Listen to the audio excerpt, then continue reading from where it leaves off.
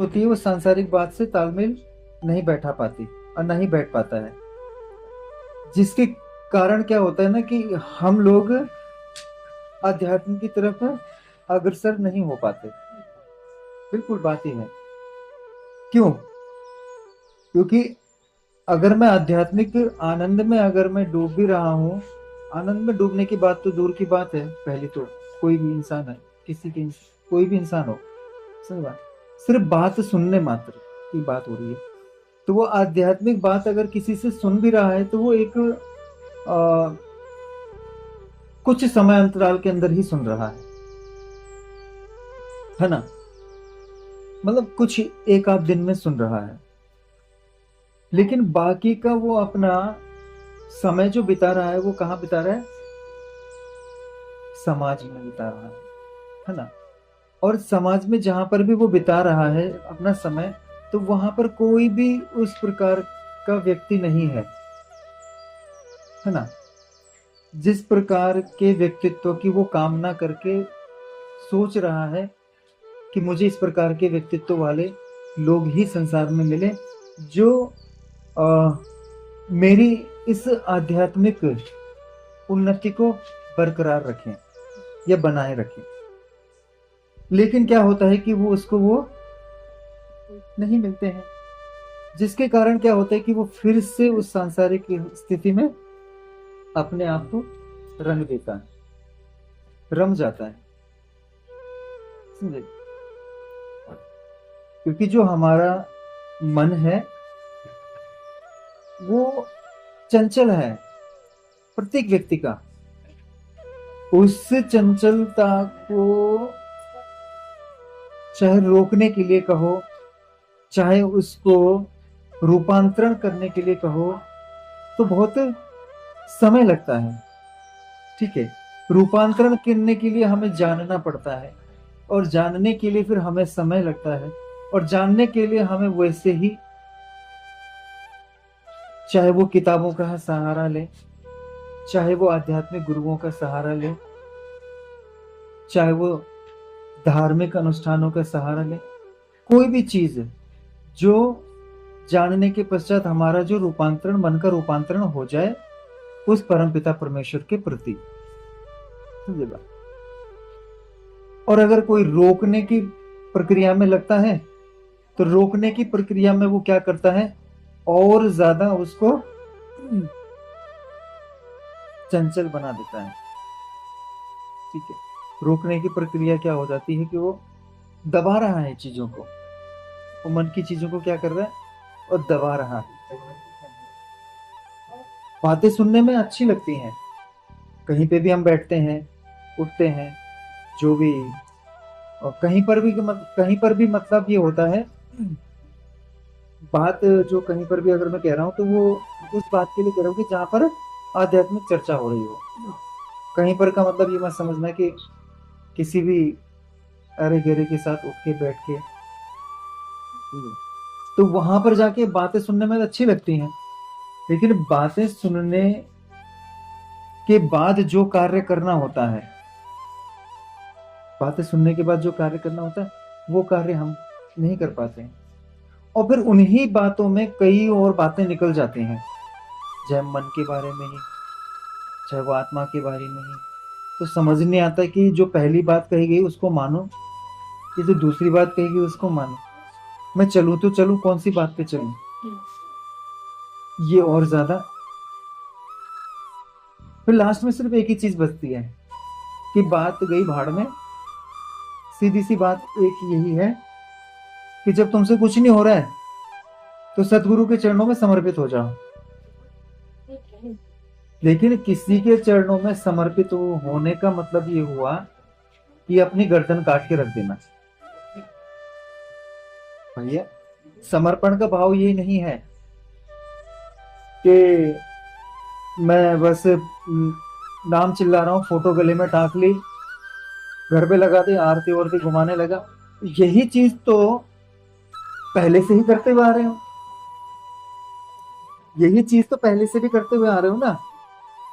कि पहले भी घर में 10-12 फोटो लगी हुई थी, उनकी भी आरतियां उतर रही थी, वहां पर भी भोग लग रहा था, वहां पर भी 1 घंटे 2 घंटे मंत्रोच्चारण हो रहे थे, 10 प्रकार की आरतियां बज रही थी। वहां से भी किसी प्रकार का कोई नहीं बदलाव आया। अब आप गुरु के दरबार से भी जुड़ गए हो, तो अब भी आपने क्या कर दिया है, एक फोटो टांग दी है, अब भी आरती घुमा रहे हो।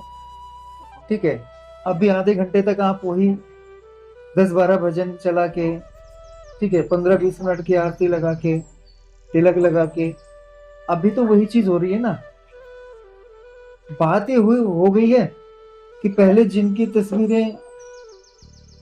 तस्वीरों की पूजा करते थे, अब उन्हीं की जगह आपने एक और तस्वीर ऐड कर दी है। बात हुई तो सोचते हैं कि यही सब करने मात्र से हमारा कल्याण हो जाएगा, ये हो जाएगा। इतना आसान नहीं है ना, ये समर्पण नहीं होता है। समर्पण के लिए तपाना पड़ता है। समझ बात, एक एक बात को जो उनका जीवन है, जिनके द्वारा कही गई है, जो चला गया है, उसको जानना पड़ता है। जानने के पश्चात फिर अपने में देखना पड़ता है कि मैं कैसे चलूं। समझ बात, जरूरी नहीं है कि जो गुरु बात कह रहा है, जिस स्तर पर वो बात कह रहे हैं उसी स्तर पर तुम समझ भी रहे हो, ये जरूरी नहीं होता है। क्योंकि हर कोई अपने अपने तल पर वो बात समझता है।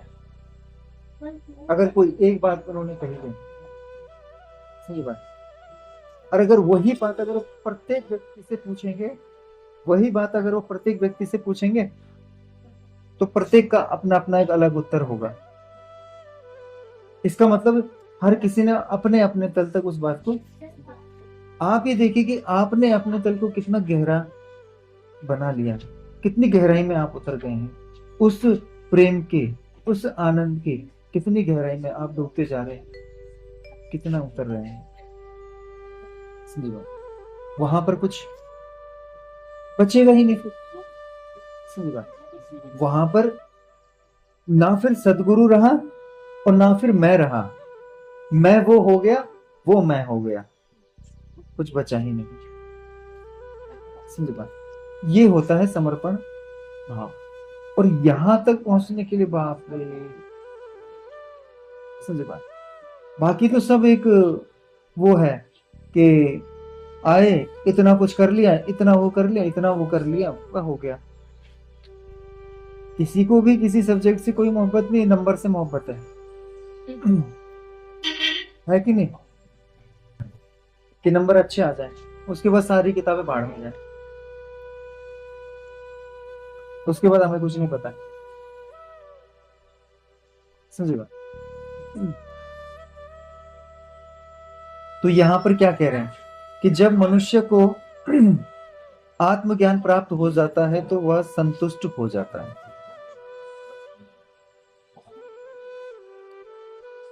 आत्मज्ञान प्राप्त हो जाता है तो वो संतुष्ट हो जाता है। देखो, आत्मज्ञान बात कही गई है ना, कोई भी प्रक्रिया, कुछ भी अगर आपको पहले दिया गया किसी भी आध्यात्मिक संस्था में, तो वो बड़ा मुश्किल है कि किसी को तत्क्षण ही वो उस आत्मज्ञान की अनुभूति ऐसी हुई कि वो वही शून्य हो गया। अब जानने को कुछ बचा ही नहीं, अब जीने को कुछ बचा ही नहीं, अब जो है सब यही है, शून्य हो जाना। अब ना करने को कुछ बचा ही है।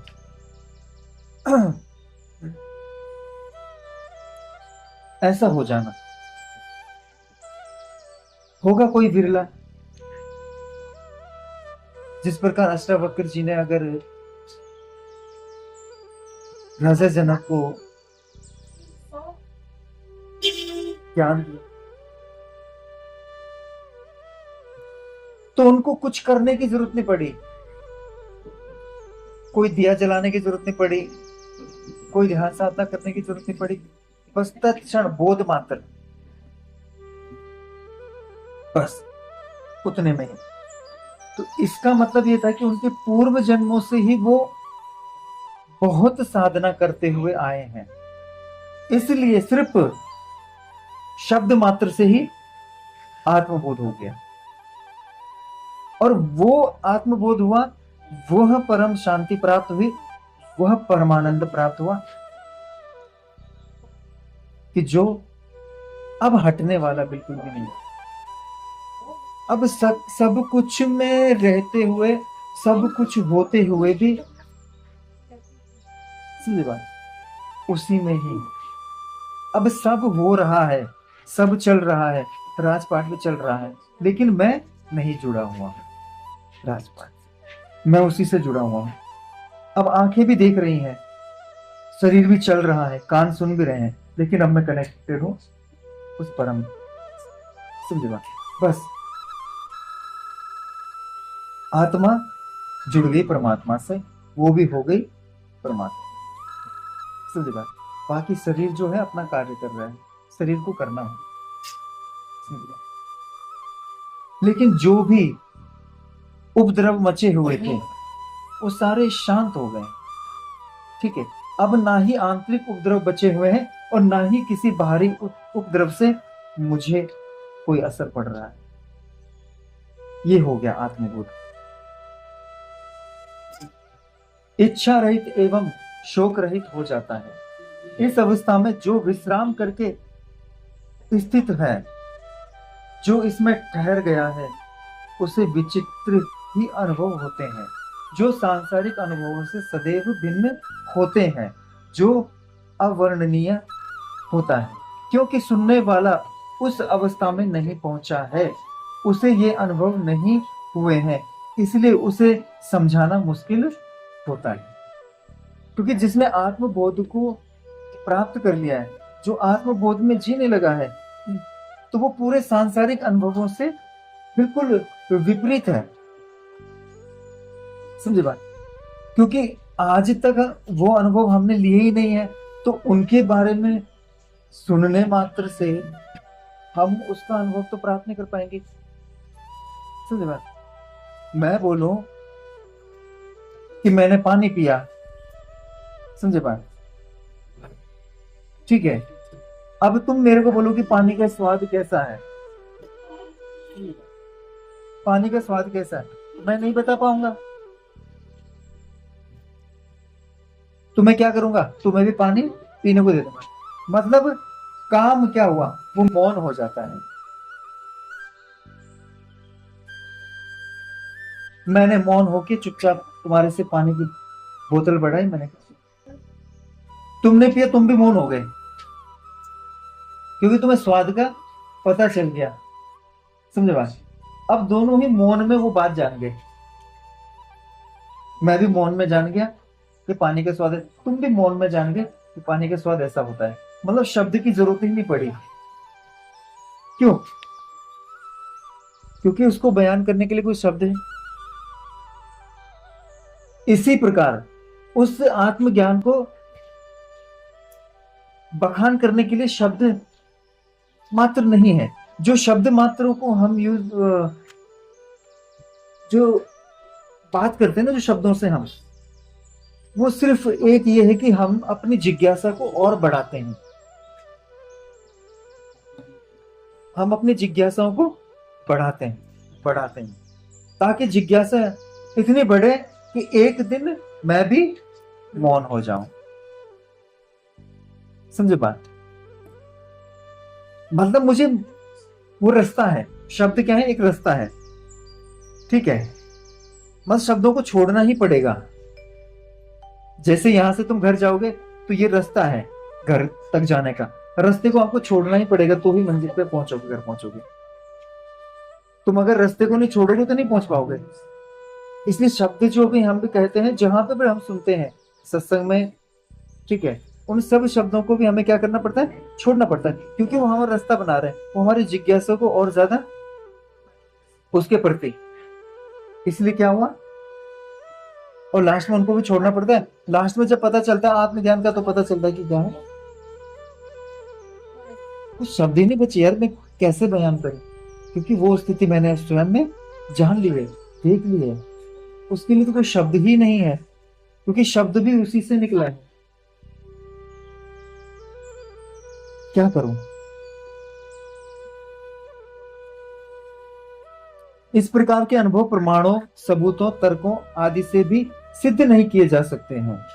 जैसे 10 साल के बच्चे को सहवास के सुख के विषय में नहीं समझाया जा सकता है। 10 साल के बच्चे के सामने अगर मैं कामुकता के बारे में बात करूंगा, ठीक है, सहवास के बारे में बात करूंगा, तो उसको नहीं समझाया जा सकता है। सहवास का मतलब सेक्स हो जाता है, समझे बात? उसके बारे में अगर उसको बात करूंगा, समझाऊंगा, तो उसकी समझ में नहीं आएगी बात। किसी के दुख, दर्द, कष्ट, पीड़ा, जलन आदि को दूसरों को नहीं दिखाया जा सकता है कि नहीं? आप अपने दुख को किसी को दिखा सकते हैं? नहीं ना। अपने दर्द को किसी को दिखा सकते हैं, कष्ट को दिखा सकते हैं, पीड़ा दिखा सकते हैं। वो आपको ही महसूस होती है, वो आपको ही झेलना पड़ता है। पर हम क्या करते हैं? हम अपने दर्द को दूसरे पर थोप देते हैं और दूसरे को इसका कारण भी मान लेते हैं। दूसरे कोई कारण भी समझ लेते हैं। बताओ। और जिसके कारण क्या होता है कि हमारी जिंदगी ऐसी हो जाती है कि हम कभी अपनी तरफ देखते ही नहीं है, पूरी जिंदगी दूसरों की तरफ ही बीत जाती है। इसलिए कभी हमारे लिए पड़ोसी गलत हो जाता है, तो कभी हमारे लिए हमारे वो चाचा ताऊ गलत हो जाते हैं, कई भाई गलत हो जाता है, कभी बाप गलत हो जाता है, कभी माँ गलत हो जाती है, पूरा परिवार तो गलत सिद्ध हो ही जाता है। उसके बाद आस पड़ोस के भी गलत हो जाते हैं, फिर पूरा समाज ही गलत हो जाता है, फिर नेता गलत, फिर धर्मगुरु गलत, सब गलत, ये भगवान गलत, ये सूरज भी गलत, ये चांद भी गलत, ये पृथ्वी गलत, ये बस गलत, ये गाड़ी गलत, सब गलत। समझे बात? लेकिन वो क्या हुआ, अगर वो ही थोड़ी सी एक नजर में अपनी तरफ कर देता और अपने को जान लेता, स्वयं की स्थिति को जान लेता, तो जितनों को मैं गलत ठहरा रहा हूं ना, मेरे को किसी एक से भी जुड़ने की जरूरत नहीं पड़ती, क्योंकि गलत में भी मैं जुड़ रहा हूं।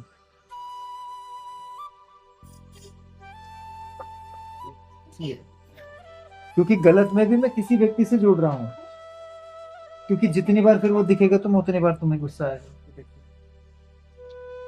उतनी बार नकारात्मकता तुम्हारे अंदर जन्म लेगी। अब जहां एक, वहां तो 50 तुमने इकट्ठे कर लिए, और 50 प्रकार की नकारात्मकताएं किसको परेशान कर रही हैं? मुझे। अगर एक नजर में सिर्फ अपनी तरफ घुमा लेता, तो मुझे 50 प्रकार की नकारात्मकताओं को झेलने की जरूरत ही नहीं थी। क्यों?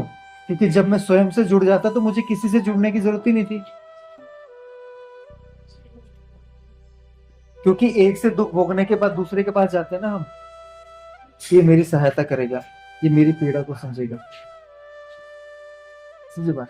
किसी की सहानुभूति जताने मात्र से आपकी पीड़ा दूर नहीं होती, क्योंकि आपकी पीड़ा आपके अंदर से निकली है, वो सहानुभूति से नहीं दबेगी।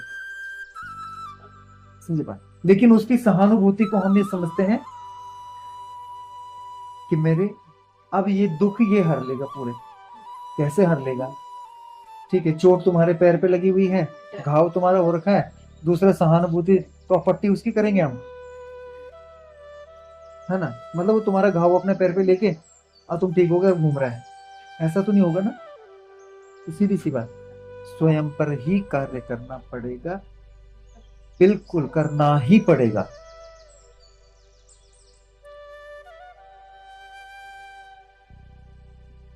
अंधे को लाल, हरा, सफेद इत्यादि रंगों का ज्ञान नहीं कराया जा सकता है, वैसे ही आत्मा के सुख का वर्णन शब्दों में नहीं किया जा सकता है। इसलिए ज्ञानी मौन धारण कर लेते हैं। भाई जब बयान ही नहीं किया जा सकता है, तो अब वो क्या होता है, वो बहुत बोलता नहीं है, वो शांत हो जाता है, मौन हो जाता है। वो भी इंतजार उसका करता है कि जो मौन होना चाहे, तो ही बात बनती है।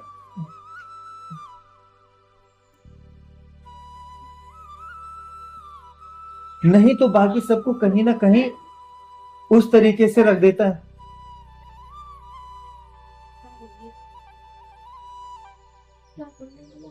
क्या करना था, क्या कह रहा था? हाँ, वरना सबको कुछ ना कुछ कार्य दे दे ताकि इससे जुड़ा रहे।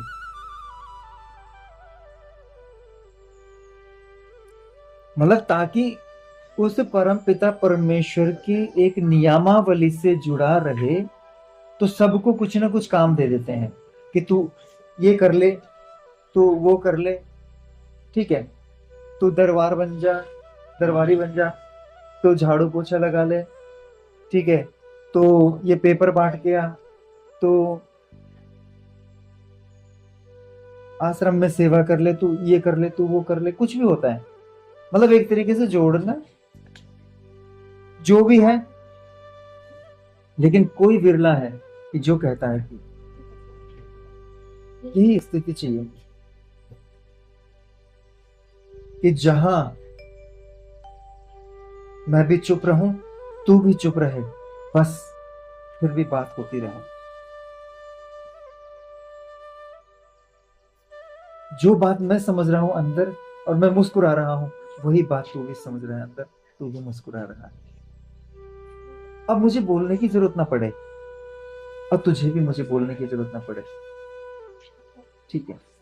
जो तुझे दिख रहा है वही मुझे दिखे,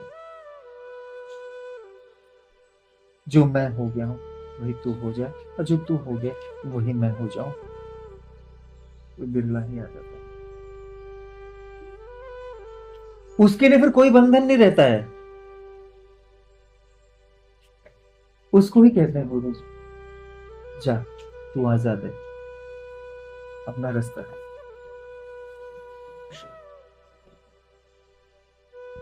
ऐसे तो निकले ना सब। तुझे जो जानना था तू जान गया, तुझे जो पाना था तू पा गया, तू इतमिक हो गया है। जा, जा। इनको नहीं छोड़ूंगा मैं, ये जो मेरे साथ है ना, इनको नहीं छोड़ूंगा। क्यों? क्योंकि इनको छोड़ दिया तो ये डूब जाएंगे, इसलिए इनको मैं पकड़ के रखूंगा अपने साथ, इनको नहीं जाने दूंगा, ठीक है। लेकिन तू जान गया है, तू जा, तू आ जा, ठीक है, तू आ जा। जब कभी तुझे मेरी जरूरत पड़े, बस याद करियो, मैं हाजिर हो जाऊंगा।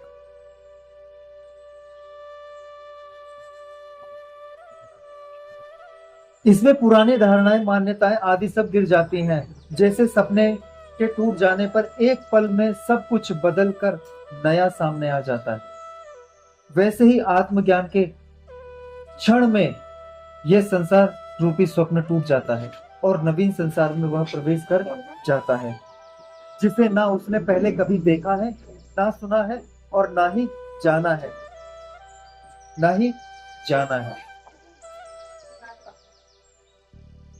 समझ रहे हो बात? क्या होता है? सपना टूट जाता है पल भर। ऐसी अवस्था में यदि गुरु का साथ ना हो तो वह पागल भी हो सकता है। इसका उपचार भी कुछ नहीं होता है, वह उसके आनंद में पागल है। संसार हेतु पागल होने से ईश्वर हेतु पागल हो जाना अच्छा है। भाई वो परमानंद है, समझे बात? आपने देखा होगा, एक पागल रोड पे घूमते हैं, वो बौद्धिक स्तर पर पागल होते हैं, उनकी बुद्धि काम नहीं कर रही, वो चल रहे हैं। और एक पागल हो जाता है, वो आत्मिक स्तर पर पागल होता है। बस फर्क इतना है कि वो बौद्धिक स्तर पर पागल है, ये आत्मिक स्तर पर पागल है। वो अपनी अलग ही धुन में चल रहा है और ये अपनी परम धुन में चल रहा है। इसको भी कपड़ों से कोई लेना देना नहीं, उसको भी कपड़ों से लेना देना नहीं, लेकिन वो तो उसको वो नहीं मिलेगा परम शांति परम, लेकिन इसको लेने दो। समझ बात? बड़ा खतरनाक है। सही बात। महात्मा का रंग चढ़ना बहुत प्यारा भी है, और सांसारिक तल पे देखा जाए तो बहुत खतरनाक है। समझ बात? तभी तो कहा संसार के प्रति भी तो हम पागल हो रहे हैं ना, कि मुझे ये करना है, हमें ऐसे करना है। वो हमसे बात नहीं करते, हम उनसे क्यों बात नहीं करते? वो हमारे लिए ऐसे सोच रहे हैं, मुझे अब ये करना है, मुझे वो भी करना है, मुझे शादी करनी है, मुझे बच्चे भी पालना है, मुझे ये भी करना है। तो ये पागल ही हो रखे हम संसार के प्रति ना, जबकि तुम्हें कुछ करना ही नहीं है। जो भी तुम करोगे वो तुम्हारा निरर्थक ही है करा हुआ, कुछ भी सार्थक नहीं है, कुछ भी सार्थक नहीं है, सब निरर्थक है करा हुआ। क्योंकि अंत समय में वो सार्थक तब होता है कि अंत समय में जब वो सब आपके साथ पोटरी बांध के चलता। लेकिन आपके साथ पोटरी बांध के जो चलेंगे वो कर्म ही चलेंगे, और हमारे साथ जो अभी भी आ रखे हैं पोटरी बांध के वो कर्म ही आ रखे हैं, जिसके कारण हम ये सारी की सारी चीजें भुगत रहे हैं। समझी बात? भुगतेंगे जब तक वो कटेंगे नहीं, और यहां हम काटने ही आ रखे हैं। मनुष्य जीवन मिलने का मतलब ही यह है कि तुम आप बेटा काट के जा, जो तू लेके आए उनको काट के जा। समझे बात? बस, और लग जा उसी पे। तेरे को खाने को मनाने, पीने को मनाने, कमा खा सब कर, लेकिन मुख्य जो तेरा आधार है वो यही है। समझो बात?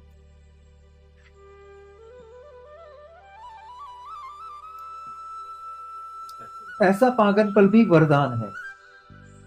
जब चित्त विकार रहित तथा शून्यावस्था में होता है तभी आत्मा का ज्ञान होता है। जब चित्त विकार रहित शून्यावस्था में होता है तभी आत्मज्ञान होता है। जब हमारा चित्त बिल्कुल शून्यावस्था, ना कोई विचार चल रहा, ना कुछ नहीं चल रहा, तभी जाके आत्मज्ञान की अनुभूति होगी।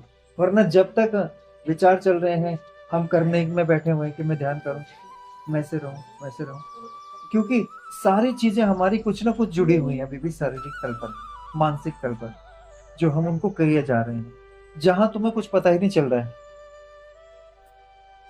जहां आप स्थिर हो गए हो, मन स्थिर हो गया, आप स्थिर हो गए, सब स्थिर हो गया, पूरा ब्रह्मांड एक जगह स्थिर हो गया, स्थिर हो गया, वहीं वो प्रकाश प्रज्वलित होगा।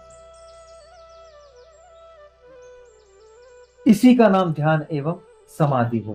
मन जब शून्य होता है तभी आत्मा अपने पूर्ण प्रकाश में प्रकट होती है। ध्यान में विषय नहीं होता, विषय होने पर ध्यान नहीं होता।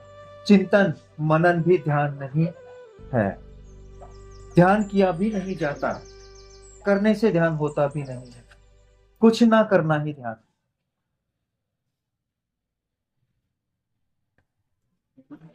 मतलब अभी बोला ना कि इस रास्ता है, जो हम कर रहे हैं वो एक रास्ता है, वो भी छोड़ना पड़ेगा। मतलब करना भी छोड़ना पड़ेगा, वो रास्ता है ध्यान हो जाना।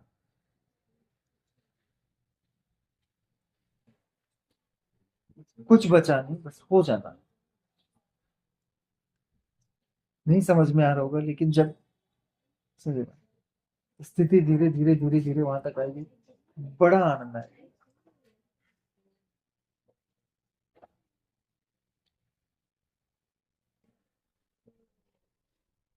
महर्षि की सारी उपदेशना अक्रिया पर ही है। अक्रिया पर, कुछ करना नहीं, अक्रिया। बात बड़ी गहरी हो जाएगी अगर इसके बारे में भी चर्चा करूंगी तो। समझे बात? इसी में होता है ज्ञान, बोध, जागरण। इस अनुभव के पश्चात मनुष्य स्वयं को आत्म स्वरूप मानने लगता है। वह हिंदू, मुस्लिम, सिख, ईसाई नहीं रह जाता। वह ब्राह्मण, क्षत्रिय, वैश्य, शूद्र भी नहीं रह जाता है। वह ब्रह्म को जान लेता है, इस कारण वह ब्रह्मांड बन जाता है। इस कारण वो ब्राह्मण बन जाता है। ब्राह्मण उपलब्धि है। ब्राह्मण क्या है? उपलब्धि है। कोई जाति कास्ट का नाम नहीं, एक उपलब्धि हो गई। समझे बात? मैं उस स्थिति को उपलब्ध हो गया, बस मैं प्राप्त कर लिया। ठीक है, प्राप्त करना मात्र भी एक अहम, मैं हो गया। समझे बात? उसमें नम्रता का प्रवेश हो जाता है, अहंकार वासना लुप्त हो जाती है, वह महान हो जाता है, पुराने की मृत्यु हो जाती है, उसका नया जन्म होता है। इसलिए इसे द्विज भी कहा जाता है। शरीर का जन्म माँ देती है एवं आत्मा का जन्म गुरु देता है। वह शूद्र वह शूद्र को पंडित बना देता है। गुरु शूद्र, माँ के गर्भ से जो निकला तो वो शूद्र ही निकला। और वो अगर माँ के गर्भ से मृत्यु तक गुरु जीवन में नहीं आया तो बेचारा वो शूद्र का शूद्र ही मर गया, बेचारा वैसे ही चला गया। मतलब गंध ही पैदा हुआ और गंध ही चला गया।